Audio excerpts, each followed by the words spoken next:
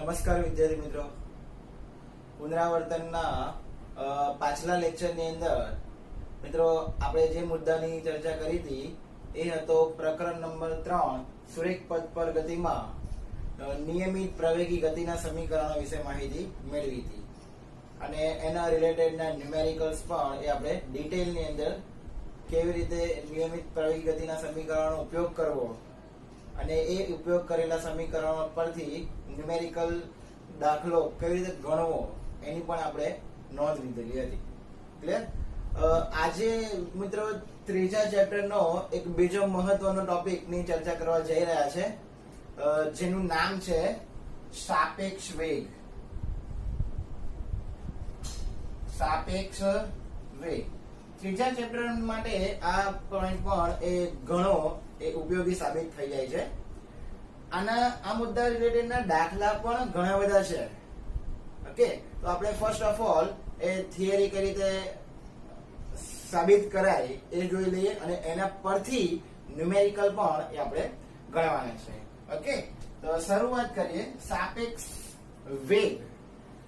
સાપેક્ષ વેગ પહેલા મેઇન પોઈન્ટ એ છે કે ગતિ થઈ રહી હોય કોઈ પદાર્થની તો એ ગતિ પહેલું સાપેક્ષ ખ્યાલ છે. ગતિ એક વ્યક્તિ માટે મતલબ કે એક જ પોઈન્ટને ધ્યાનમાં રાખીને કામ નથી કરતું, એ એકબીજાની સાપેક્ષે એ સમજી શકાય છે. મતલબ ફર્સ્ટ પોઈન્ટ એવો કહી શકાય કે ગતિ એ કેવો ખ્યાલ છે? સાપેક્ષ ખ્યાલ છે. એનો મતલબ એવો થાય કે અવલોકનકાર જે સ્થળે ઉભો રહેલો હોય અને જે પરિસ્થિતિમાં અવલોકન કરતો હોય એ બહુ મહત્વનું છે. ક્યાં ઉભો છે અને કઈ પરિસ્થિતિમાં અવલોકનકાર અવલોકન કરી રહ્યો છે, that is a most important things. મતલબ અવલોકનકાર જે સ્થળેથી જે પરિસ્થિતિમાં અવલોકન કરતો હોય એને શું કહેવાય? જે તે નિર્દેશ ફ્રેમ કહેવાય. એટલે અવલોકનકાર કઈ નિર્દેશ ફ્રેમમાંથી અવલોકન કરે છે એ બહુ જ મહત્વનું છે. ઓકે, એટલે આ પોઈન્ટ પર તમારે ધ્યાનમાં રાખવાનો. હવે અહીંયા પ્રશ્ન ઉભો થાય કે નિર્દેશ ફ્રેમ કેટલી હોય? તો મિત્રો જેટલા અવલોકનકાર હોય ને એટલી એની નિર્દેશ ફ્રેમ હોય. 3 વ્યક્તિઓ એક જ વસ્તુને ઓબ્ઝર્વ કરતા હોય ને તો એ 3 વ્યક્તિઓ એ પોતે નિર્દેશ ફ્રેમ તરીકે જ્યાં ઉભો હોય એની નિર્દેશ ફ્રેમ એ પેલા એક વ્યક્તિને જોશે, બીજો વ્યક્તિ એને જોશે અને ત્રીજો વ્યક્તિ એને જોશે. 3 ની જગ્યાઓ અલગ છે, 3 ની પરિસ્થિતિ અલગ છે. 3 એ કઈ રીતે વસ્તુને જોઈ રહ્યા છે, ગતિમાન પદાર્થને જોઈ રહ્યા છે એ વસ્તુ પણ ડિફરન્ટ છે. એટલે અહીંયા સાપેક્ષ વેગના આપણે 2 કિસ્સા લઈએ છીએ. એની અંદર શરૂઆત કરીએ છીએ. પહેલો કિસ્સો number 1, condition number 1. Condition number 1 ની અંદર એવું લઈએ છીએ કે અવલોકનકાર કેટલા હોય? અવલોકનકાર 2 હોય અને ગતિમાન પદાર્થ એ કેટલો હોય? 1 હોય. અવલોકનકાર 2 હોય અને ગતિમાન પદાર્થ 1 હોય એવી આપણે કન્ડિશન્સ લઈએ છીએ. એનું એક એક્ઝામ્પલ તમારે જો મગજમાં વિચારવું હોય ને તો વિચારી શકાય કે માની લો કે ગતિમાન ટ્રેન છે. ટ્રેનની અંદર એક વ્યક્તિ બેઠેલો છે અને એક વ્યક્તિ જમીન પર ઉભેલો છે. આ બંને ટ્રેનમાં બેઠેલો વ્યક્તિ અને જમીન પર ઉભેલો વ્યક્તિ આ બંને ટ્રેનમાં ઉડી રહેલી એક માખીનું અવલોકન કરે છે. એટલે અહીંયા અવલોકનકાર કેટલા થયા? 2. માખી ઉડી રહી છે એ કેટલી વસ્તુ કેટલી થઈ? 1. ક્લિયર? હવે સમજો જમીન પર ઉભી રહેલો વ્યક્તિ એ અવલોકન કરે છે, એની જોવાની પરિસ્થિતિ અલગ છે. ટ્રેનમાં બેઠેલો વ્યક્તિ અવલોકન કરે છે, એની પણ જોવાની પરિસ્થિતિ અલગ છે. એટલે એની કેટલી નિર્દેશ ફ્રેમ થઈ કહેવાય? 2. જેટલા અવલોકનકાર એટલી એની નિર્દેશ ફ્રેમ. આપણે એક એક્ઝામ્પલ સાથે સાથે જ કામ કરીએ. આપણે માની લઈએ કે આ XY એક્સિસ દોરીએ. એમાં એક નિર્દેશ ફ્રેમ લઈ લઈએ છે જે કોના માટે લઈએ છે? જમીન માટે, જેને આપણે કહીએ છીએ નિર્દેશ frame A.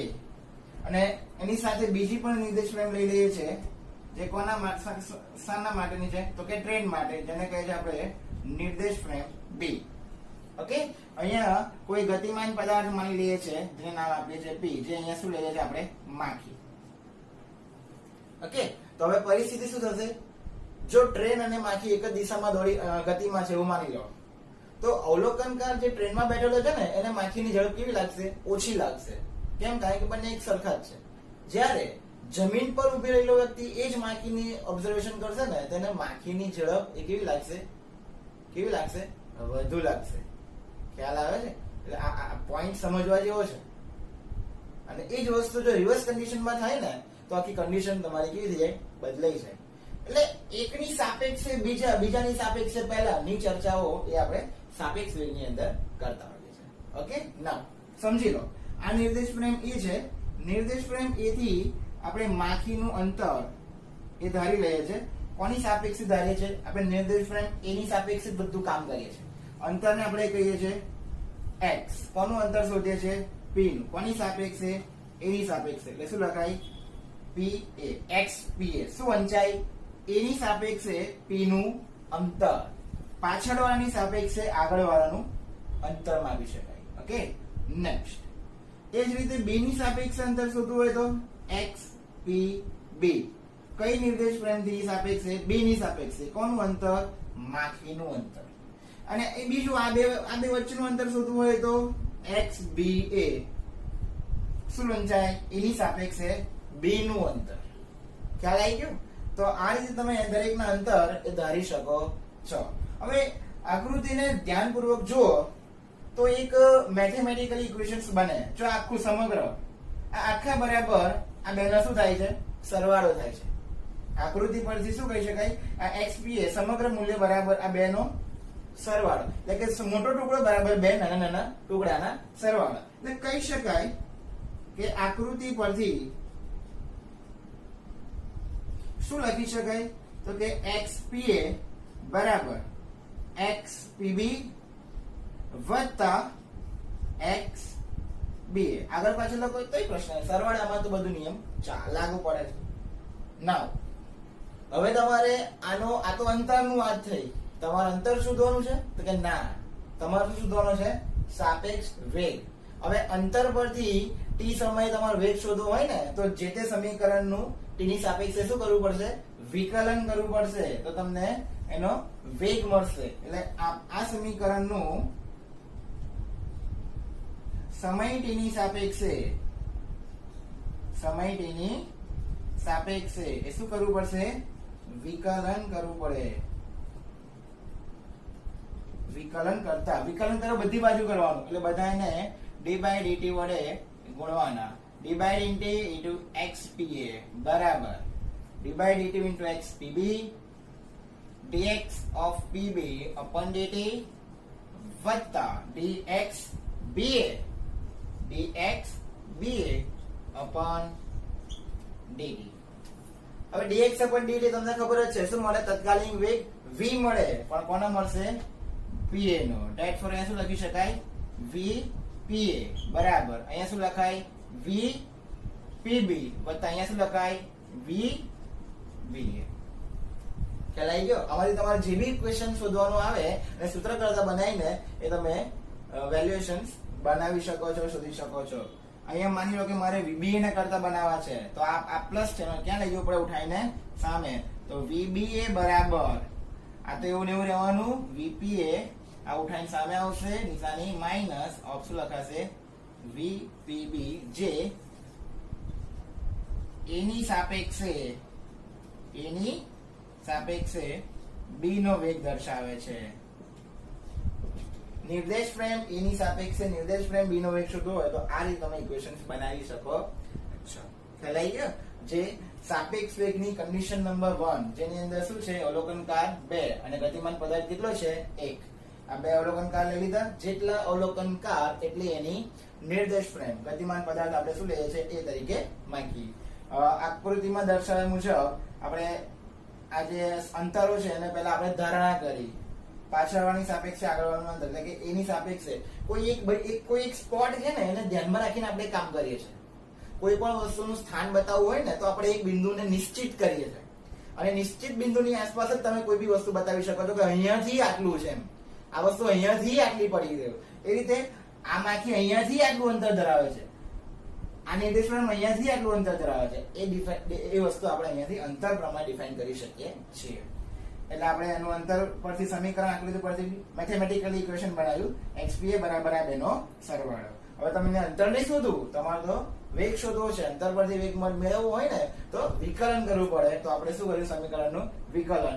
dx upon dt ની જગ્યાએ શું બને છે? v બને છે. એ તમે અગાઉ શીખી ગયા છો.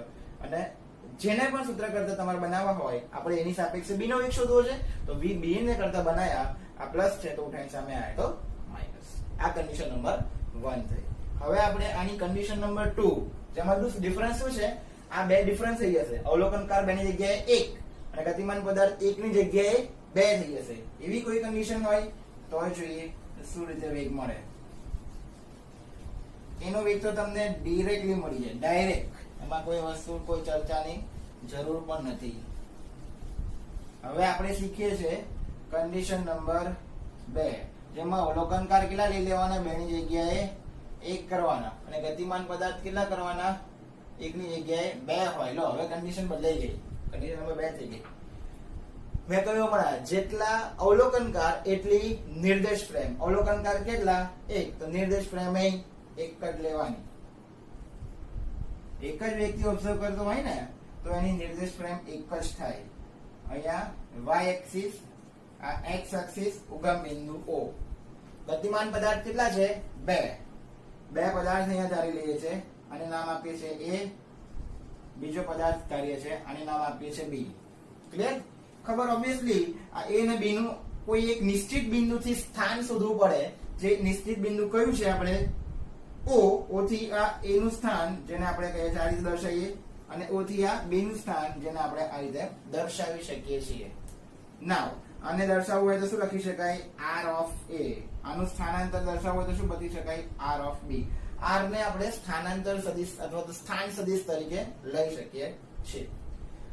આ જે છે એ A થી B વચ્ચેનું અંતર, અને હાલમાં આપણે જેની સાપેક્ષે અંતર શોધવું હોય એ શોધી શકાય. હું લખું છું A ની સાપેક્ષે B નું અંતર, જેને શું લખી શકાય? RAB. ખ્યાલ આવી ગયો? નેક્સ્ટ, હવે આ V છે, સોરી વેગ A બિંદુ છે, એનો વેગ શું ધારી લઈએ છીએ આપણે? VA. અને B બિંદુનો વેગ શું ધારે છે આપણે? VB. તમે એક એઝમ્પશન કરો, ધારણા કરો કે કોઈ એક દોડ ચાલી રહી છે. એની અંદર એક જ વ્યક્તિ ઓબ્ઝર્વ કરે છે, 2 વ્યક્તિઓ દોડે છે. એમાં તમે નંબર આપો છો, એક પહેલો નંબર આવે, એનો બીજો સેકન્ડ નંબર આવે, ફર્સ્ટ રેન્ક અને સેકન્ડ રેન્ક. તો તમે ફર્સ્ટ અને સેકન્ડ રેન્ક કઈ રીતે આપો છો એ સજ વિચાર કરો. પહેલો અને બીજો રેન્ક આપો છો કઈ રીતે? જે પહેલો એ ક્રોસ કરશે લાઈન ને પહેલા નંબર આપશે, બીજો આવશે ને પાછળ આવશે, બીજો આવશે. ખ્યાલ આવે છે? પણ તમે એક્ઝેક્ટ એને આપણા ફિઝિક્સના લેંગ્વેજ અકોર્ડિંગ વિચારો. તો એને વિચારવું હોય કે બીજા માટે વિચારો, બીજાનો વેગ તો પહેલા કરતા કેવો હશે? ઓછો. પહેલાનો વેગ તો બીજા કરતા કેવો હશે? વધારે. કોની સાપેક્ષે તમે વેગ શોધી રહ્યા છો ને, ધેટ ઇઝ ઇમ્પોર્ટન્ટ થિંગ્સ. એ બહુ મહત્વની વાત છે. હવે એ વેગ વધારે છે કે એ વેગ ઓછો છે એ કેમનો ખબર પડે? એની નિશાની પરથી. અને આના પરથી મને ડાયરેક્ટ શોધવું હોય કે ભાઈ એની સાપેક્ષે કોનો વેગ શોધવો છે મારે? B નો વેગ શોધવો છે. અવલોકનકાર એક જ છે. A ની સાપેક્ષે B નો વેગ, A અને B પદાર્થ છે, બરાબર? તો જેની સાપેક્ષે હોય એ આપણે ક્યાં લખીએ છીએ? પાછળ. જેના માટે હોય એ ક્યાં લખીએ છીએ? આગળ. તો સમીકરણ શું બને? VBA. તો જેના માટે હોય એમાંથી જેની સાપેક્ષે હોય એ શું કરી દઈએ છીએ આપણે? બાદ. VB minus VA direct. અથવા તો તમને રિવર્સ પૂછ્યું છે, એની નહીં B ની સાપેક્ષે પૂછ્યું હોય, B ની સાપેક્ષે A નો વેગ, તોય મળે. જેની સાપેક્ષે હોય એ પાછળ, જેના માટે હોય એ આગળ. BA ની જગ્યાએ VAB લખાય. તો જેના માટે છે એમાંથી જેની સાપેક્ષે હોય એ શું કરી દઈએ? બાદ. તો તમને આ વેલ્યુ જો પ્લસ મળે તો આન્સર તમારો પોઝિટિવ, મતલબ કે વધારે છે. અને માઇનસ મળે તો કેવો છે? ઓછો છે, એટલે કે ઘટે છે, ડાઉન જાય છે. પહેલા બીજાના કન્ડિશન્સ આ રીતે તમને જાણી શકો છો. ખ્યાલ આવી ગયો? તો આ રીતે સાપેક્ષ વેગના બંને કિસ્સા એ તમે સાબિત કરી શકો છો. મિત્રો, હવે એક ન્યુમેરિકલ તરફ આપણે આગળ વધીએ છીએ, જે છે સ્વાધ્યાય દાખલા નંબર 3.18. રકમ તમે જોઈ શકો છો કોઈ એક રાજમાર્ગ પર 30 કિલોમીટર પર કલાકની ઝડપે દોડતી પોલીસ વાનમાંથી તેની જ દિશામાં 192 કિલોમીટર પર કલાકની ઝડપે દોડતી ચોરની કાર પર ગોળી છોડવામાં આવે છે. એટલે કે બે પ્રકારના વેગ આપવામાં આવ્યા. પહેલો વેગ આપ્યો છે પોલીસની કારનો વેગ, જેને આપણે કહીએ છીએ v, પોલીસ માટે આપણે લખીએ છીએ p, જે આપ્યો છે 30 કિલોમીટર પર કલાક.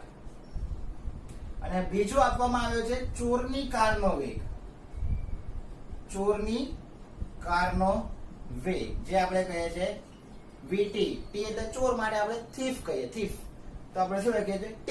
vt કેટલો આપ્યો છે 192 કિલોમીટર પર કલાક. ક્લિયર? નાઉ જો બંદૂકની નળીમાંથી નીકળતી ગોળીની ઝડપ 150 મીટર પર સેકન્ડ હોય તો ગોળી એ ચોરની કારને કઈ ઝડપે અથડાશે? આ વસ્તુ શોધી લાવવાની છે. ખ્યાલ આવી ગયો? એટલે આપણને કહ્યું છે કે ગોળીની વાસ્તવિક ઝડપ આપેલી કહેવાય. ગોળીની વાસ્તવિક ઝડપ જેને આપણે કહીએ છીએ vb બરાબર કેટલી આપેલી કહેવાય? 150 મીટર પર સેકન્ડ હોય તો ગોળી ચોરની કારને કઈ ઝડપે અથડાશે? આ વસ્તુ શોધી લાવવાની છે. તો શરૂઆત કરીએ છીએ સોલ્યુશન. ફર્સ્ટ ઓફ ઓલ એ તમારે જે કિલોમીટર પર કલાક આપેલા છે એને મીટર પર સેકન્ડમાં કન્વર્ટ કરવા ઓબ્વિયસલી પડે. તો એના માટે તમે શું કરો છો? તો કે 30 ગુણ્યા એના વડે કેટલા વડે ગુણવાના? તો કે 1000. કેટલા વડે ભાગવાના? તો કે 3600. હવે આનો જવાબ વિદ્યાર્થી મિત્રો એવી રીતે લાવવાનો કે જેથી પોઈન્ટમાં ના આવે, જેથી ઈઝી પડે. એ જ પ્રમાણે આમાં પણ 192 ગુણ્યા 1000 ના છેદમાં 3600. અગાઉ આનો ન્યુમેરિકલ એ તમે ગણેલા જ છો તો ઈઝી આવડે એવા છે. 2 શૂન્ય કેન્સલ થઈ જાય. 5 દુ 10, 18 દુ 36. હજુ ભાગ પાડવા હોય તો 6 ગુણ્યા 3, 6 તાળી 18. અને અહીંયા 5 6 30, 6 કેન્સલ. ઉપર 5 ગુણ્યા 5 એટલે શું વધ્યા? 25. છેદમાં કેટલા વધ્યા? 3 મીટર પર સેકન્ડ. એ જ રીતે 192 ગુણ્યા 1000 છેદમાં 3600 ના તમે એ જાતે ભાગ પાડવાનો પ્રયત્ન કરજો. એનો જવાબ શું આવશે? 160 ના છેદમાં 3 મીટર પર સેકન્ડ. તમારે પોઈન્ટમાં જવાબ લાવવાની જરૂર નહીં. ઇન શોર્ટ ઇન કેસ લાવો તો કોઈ પ્રોબ્લેમ નથી. ખ્યાલ આવી ગયો? નાઉ પહેલું તો આને મીટર પર સેકન્ડમાં કન્વર્ટ કરી દીધા. હવે તમારે શોધવું છે ચોરની કારની સાપેક્ષે બુલેટનો વેગ શોધવો છે. તેના પહેલા એક્ચ્યુઅલ બુલેટનો વેગ શું છે એ તમારે ડિફાઇન કરવો પડે. કેમ? કારણ કે આ વાસ્તવિક વેગ જે છે, આ વાસ્તવિક વેગ એ બુલેટ ક્યારે ફાયર કરે છે ત્યારે એની પહેલા બુલેટ ગતિમાં હતી કે નહીં એ વિચારવું પડે. કેવી રીતે વિચારાય? તો ધ્યાનથી સમજજો. જ્યારે પણ પોલીસ વાન જે છે એ ગતિમાં હોય છે ત્યારે પોલીસની સાથે એ ગન હોય છે. હવે ગન ઓલરેડી જો પોલીસ વાન ગતિમાં એટલે પોલીસ પણ ગતિમાં, પોલીસ ગતિમાં એની સાથે રહેલી ગન પણ ગતિમાં, અને ગનમાં રહેલી ગોળી પણ ઓલરેડી ગતિમાં હોય છે ફાયર કરતા પહેલા. તો એ કેટલી ઝડપમાં હોય છે? જેટલી પોલીસ કારની ઝડપ એટલી પહેલેથી એની ગનની ઝડપ પણ કહી જ શકાય. Is it okay? તો લખી શકાય અહીંયા ગોળીની કુલ ઝડપ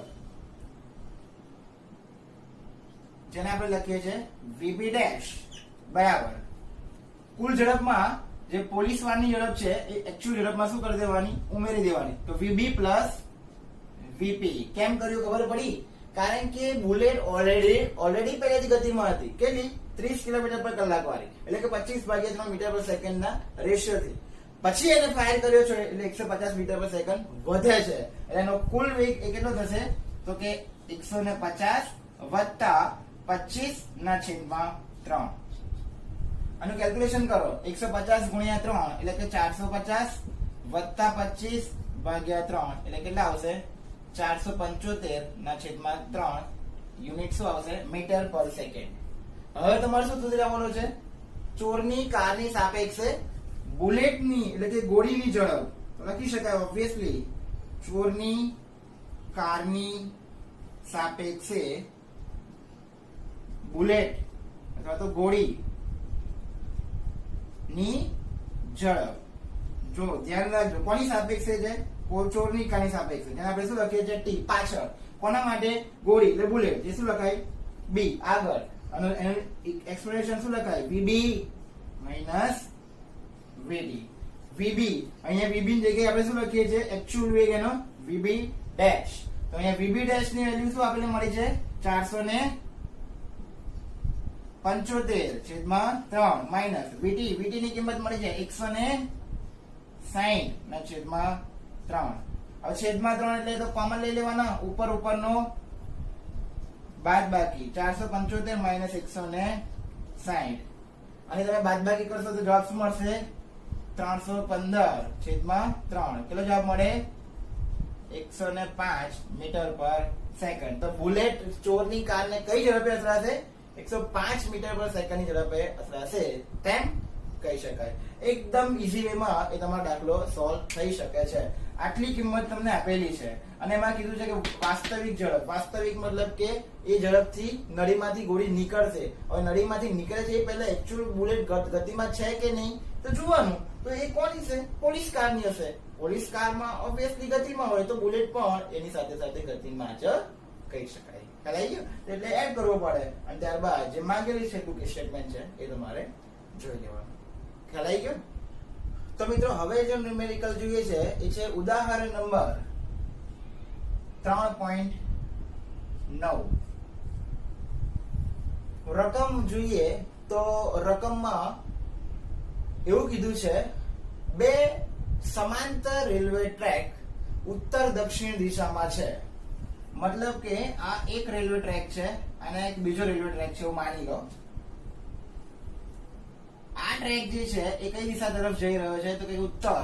અને આ જે ટ્રેક છે એમાં ટ્રેન કઈ દિશા તરફ જઈ રહી છે? દક્ષિણ. ટ્રેન એ ઉત્તર તરફ એટલે કે અહીંયા એક ટ્રેન હશે જેને નામ આપીએ છીએ આપણે ટ્રેન એ ઉત્તર તરફ જઈ રહી છે અને ટ્રેન બી જે દક્ષિણ તરફ જઈ રહી છે. બંનેનો વેગ આપેલો છે. ટ્રેન એ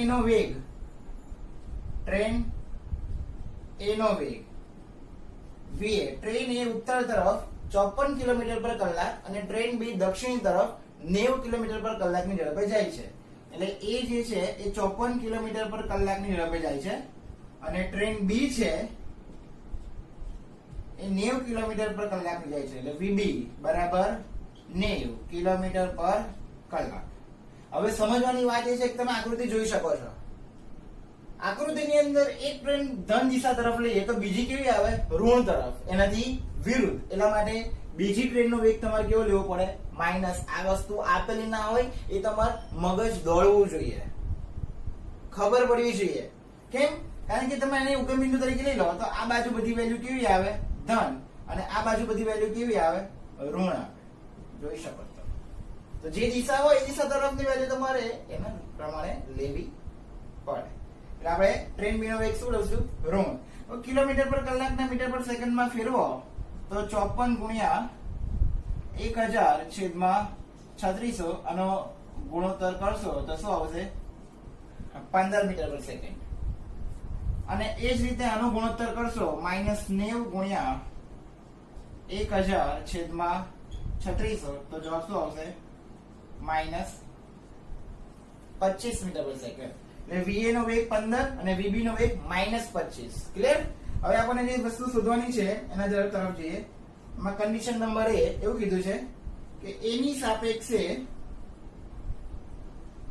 B નો વેગ શોધો.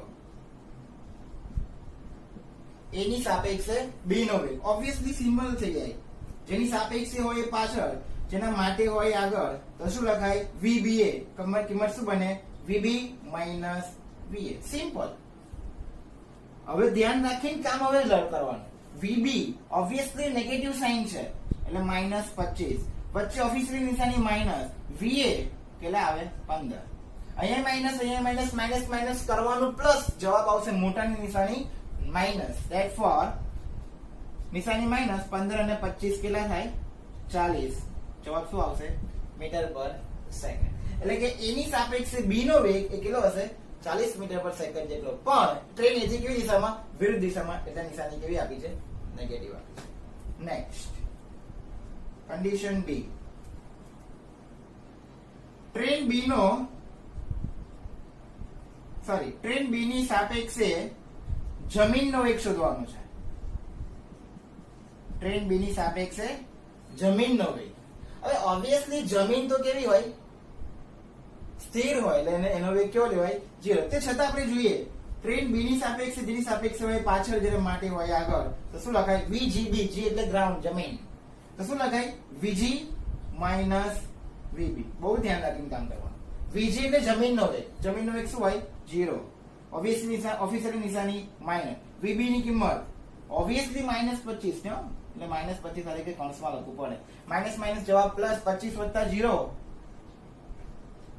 જવાબ શું આવશે 25 મીટર પર સેકન્ડ. ક્લિયર થઈ ગયો પોઈન્ટ.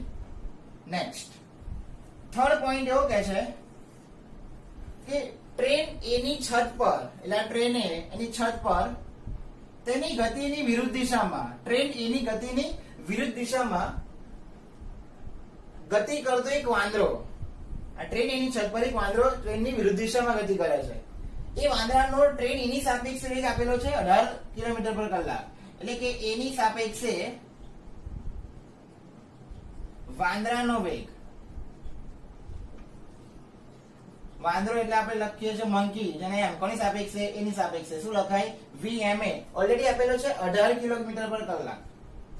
18 કિલોમીટર પર કલાક. પણ આ વાંદરો એ ટ્રેન એથી કેવો જાય છે વિરુદ્ધ, એટલે મારે નિશાની શું કરવાની માઇનસ. મિત્રો આવી અમુક નિશાની તમને આપેલી ના હોય, તમારે એના કોન્સેપ્ટ સમજીને અહીંયા લખવું પડે. ઓકે, આ માઇનસ કિલોમીટર પર કલાક ને મીટર પર સેકન્ડમાં કન્વર્ટ કરી દો. -18 ગુણ્યા 1000 છેદમાં 3600. જવાબ આવશે -5 મીટર પર સેકન્ડ, જે કિંમત કોની હશે VMA. તો પૂછ્યું છે શું થર્ડ કન્ડિશન, ટ્રેન એની છત પર તેની ગતિની વિરુદ્ધ દિશામાં, ટ્રેન એની સાપેક્ષે 18 કિલોમીટર પર કલાકની ઝડપથી ગતિ કરતા વાંદરાનો વેગ જમીન પર રહેલા વ્યક્તિની સાપેક્ષે એ શોધી લાવવાનો છે. એટલે વાંદરાનો વેગ શોધવાનો છે જમીનની સાપેક્ષે. એની સાપેક્ષે હોય પાછળ, તેના માટે હોય આગળ. કોના માટે શોધવાનું છે વાંદરા માટે. શું શોધવાનું છે વેગ. કોની સાપેક્ષે જમીનની સાપેક્ષે. આ વસ્તુ શોધી લાવવાની છે તમારે, જેનું સમીકરણ શું થાય VM માઇનસ VG. હવે VG ઓબ્વિયસલી અહીંયા તમે લીધો VG બરાબર 0, એટલે આ તો ખબર શું શોધવું પડશે તમારે VM શોધી લાવવાનું. VM ક્યાંથી શોધી લાવવાનું બહુ ઈઝી. આનું સમીકરણ શું થાય VMA બરાબર કિંમત મૂકવી હોય તો VM માઇનસ VA બરાબર શું લખાય -5 મીટર પર સેકન્ડ. આ VM મળી જાય. V આપેલા છે આઈડિયા કેટલા છે 15, પણ કેવા છે માઇનસ. VM માઇનસ 15 બરાબર -5. આ -15 સામે જાય તો પ્લસ થઈ જાય. Therefore VM બરાબર 15 માઇનસ 5 બરાબર વેલ્યુ કેટલી બને 10. જે કોનો વેગ મળે છે વાંદરાનો. એકમ શું આવશે મીટર પર સેકન્ડ. એ 10 ની કિંમત તમે અહીંયા મૂકી દેશો, એટલે VM બરાબર 10, VG બરાબર 0. જવાબ કેટલો મળશે 10 મીટર પર સેકન્ડ. જે કોનો વેગ છે VMG, જે જમીન પર રહેલા વ્યક્તિની સાપેક્ષે વાંદરાનો વેગ તમને સાબિત કરી આપે છે. ખ્યાલ આવી ગયો? તો જોઈ લો આ રીતે ન્યુમેરિકલ એ તમારે સોલ્વ કરવાની જરૂર પડે. તો મિત્રો આ રીતે આ ચેપ્ટરનું પણ એ તમે દરેકે દરેક મુદ્દા એ નોંધી લેજો, અને પૂરેપૂરી રીતે એના શોર્ટ ક્વેશ્ચન્સ, એના ન્યુમેરિકલ્સ, એના 2 માર્ક્સના, એના 3 માર્ક્સના બધા પ્રશ્નો એકોર્ડિંગ ટુ ક્વેશ્ચન બેંક એ તમારે તૈયાર કરવાના રહેશે. ઓકે, બાકીના નેક્સ્ટ લેક્ચરની અંદર આપણે પોઈન્ટ જોવાના છે. Thank you.